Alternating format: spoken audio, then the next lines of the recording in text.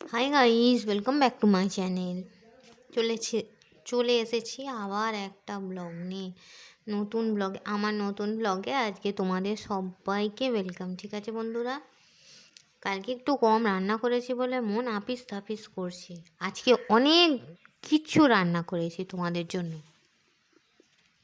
তো চলো ইন্ট্রোডিউস করিয়ে দিই আমার মেনুর সঙ্গে তোমাদের। ঠিক আছে, প্রথমেই আছে সাদা ভাত,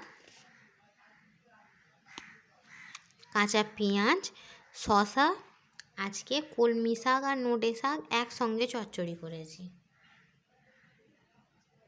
দুটো শাক মিক্স করে অল্প অল্প ছিল, একটা আলু টমেটো দিয়ে মিক্স করে চচ্চড়ি করেছি।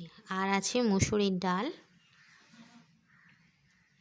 আর আছে পটল আলু কুচিয়ে ভাজা,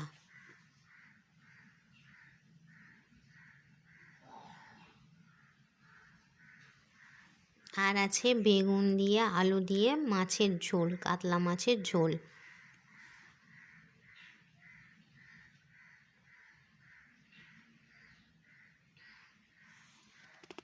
আর আছে মাংসের গোটা মশলার তরকারি।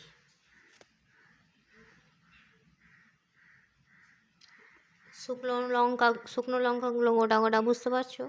এই গোটা মশলার তরকারি মানে সব তোমাকে গোটা গোটাই নিতে হবে। আদা রসুন শুকনো লঙ্কা পেঁয়াজ। ঠিক আছে বন্ধুরা, এইটা আমার মা খুব ভালো রান্না করেন, গোটা মশলার তরকারি। আমার মা একটা চাঁপ করেন, সেটাও খুব সুন্দর, একদিন শেয়ার করব তোমাদের সঙ্গে। ঠিক আছে, তোমরা আজকে কী দিয়ে লাঞ্চ করেছো বন্ধুরা, আমাকে কমেন্ট বক্সে জানাবে। আমার ভিডিওটা ভালো লাগলে লাইক করবে, শেয়ার করবে, কমেন্ট করবে। ঠিক আছে বন্ধুরা, আর আমার চ্যানেলটা অবশ্যই করে সাবস্ক্রাইব করে দেবে। আমার সাবস্ক্রাইবার খুব কম, জানো তো। So come with me for the lunch.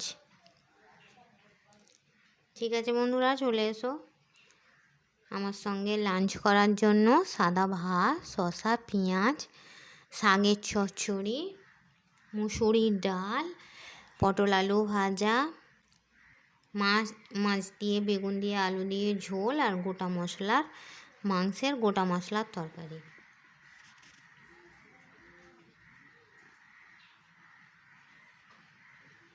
কালারটা জাস্ট দেখো, জাস্ট ওয়াও।